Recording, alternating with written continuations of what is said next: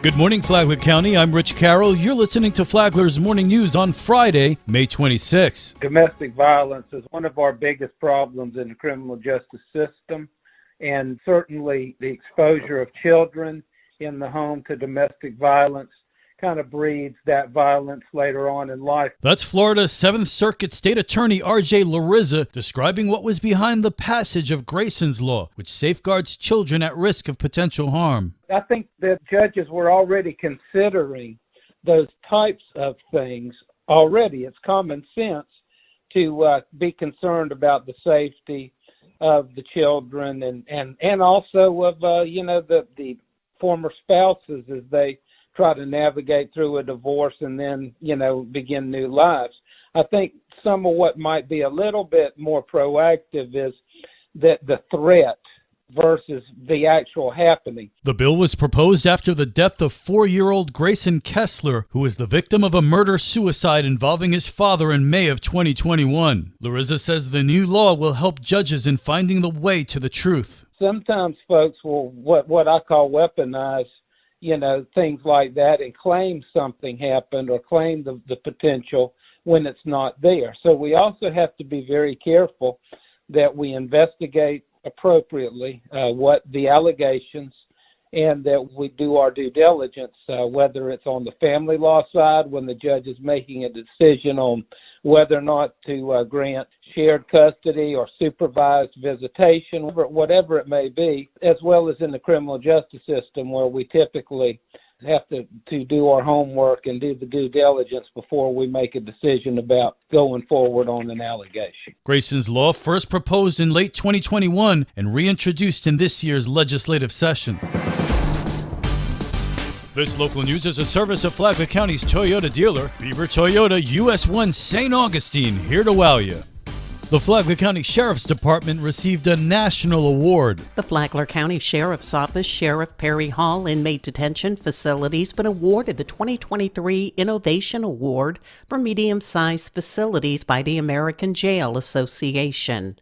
Sheriff Rick Staley explains why. The American Jail Association was impressed with the programs that have been implemented to help inmates turn their lives around and reduce recidivism. Congratulations to the entire team. The AJA Innovation Award is presented to governmental or tribal correctional facilities that have developed an innovative and progressive approach that will help the industry as a whole. For Flagler's Morning News, I'm Karen Johnson.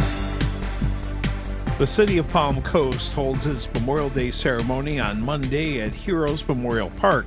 The city's Director of Communications and Marketing, Brittany Kershaw, says the ceremony begins at 8 a.m. The Memorial Day ceremony is a great opportunity for the community to come together, reflect, and express gratitude for the courage and sacrifice of our heroes. All residents and visitors are invited to attend this sincere occasion and show their support for the brave men and women who have selflessly defended our nation. We hope to see you there. There will be performances by the Community Chorus of Palm Coast Community Band and Bugles Across America, and the Marine Corps League. Flagler County's Memorial Day observance begins at 10 a.m. David Leiden with Flagler County Veteran Services has the details. Our special guest speaker is going to be Colonel Peggy Hengveld, United States Army retired. She's a nurse, and she'll be heading off the program, but we'll also have a speech by Kathy Hyder, who lost her son, Private First Class Raheen Hyder, in Iraq in 2003. She will be memorializing her son. We'll also recognize and read the names of the veterans who passed away here in Flagler County since last Memorial Day. And, of course, we'll have the national anthem and God Bless America by Shannon Ray. And we'll finish off the program, as usual, with God Bless the USA with Vince Cautero, United States Army veteran. The ceremony is in front of the Government Services Building on East Moody Boulevard. It's sponsored by the Flagler County Commission and the Flagler County Veterans Advisory Council. For Flagler's Morning News, I'm Rich Petschke. Do you have a primary care physician? If you do, good for you. Carmel Frawley with the Florida Department of Health Flagler said that it starts with a primary care provider. Also getting to know your provider, so if there is something that you need to discuss, that you've got a good open relationship with that person, those things can take a little time.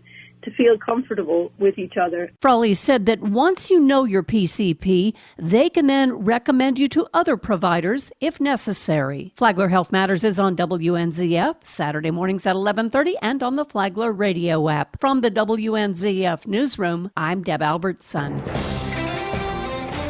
The weekend is here and there's plenty of family fun to be had in Flagler County. This is Stacy with Fun for Augie Kids. Do you have a little one who dreams of operating a big rig? Bring them to the City of Palm Coast Touch a Truck event where they can learn about the trucks, climb into the driver's seat, and even sound the horn. For more on these events and others, please visit us on our website at fun4augiekids.com. Have a great weekend. And now you're up to date on Flagler's Morning News. I'm Rich Carroll. And now, Mike Licio with your WNZF local sports update. Spring season came to an end in Football County when FPC took the trip to the backyard in Jacksonville to take on the Riverside Generals last night. Caden Gonzalez, playing in his first tackle football game, got the nod at quarterback. A Quan Grimes touchdown run and a Gonzalez touchdown pass staked the Bulldogs to a 13-6 lead early. Riverside rallied back to take a 19-13 lead into the fourth. Gonzalez then threw his second touchdown pass, this one to Cody Newton, to give FPC the lead. Final score, Bulldogs 20, Generals 19. Bulldog head coach Daniel Fish ends his first spring with a win. I love the resiliency of our kids. They've worked their butts off all spring. They've trusted the process. They've had every reason to lay down and quit and not believe in it. They made a choice tonight to not do that. Fish gave quarterback Caden Gonzalez high marks. This was his first game of tackle football, and you could tell the nerves kind of sank in on him early, and he was a little hesitant on making his reads and trusting himself. But as he settled into the game, he showed a lot of heart, showed some poise, and led us to a victory through the game-winning touchdown. So we're super proud of him. For your first game playing tackle football against a team like this, he showed a lot of guts. Wednesday was signing day for Matanzas Wrestling. Landon Wright committed to Bluefield University in Virginia. Brielle Bibla officially signed with Presbyterian College in South Carolina. Back in February, Brielle told me it didn't take long to make that decision. After 10 minutes of being on the visit, I had felt that I had found home. I had connected with everyone so well. The coaches are great. The program is great. It's also on the East Coast, so I don't have to go too far.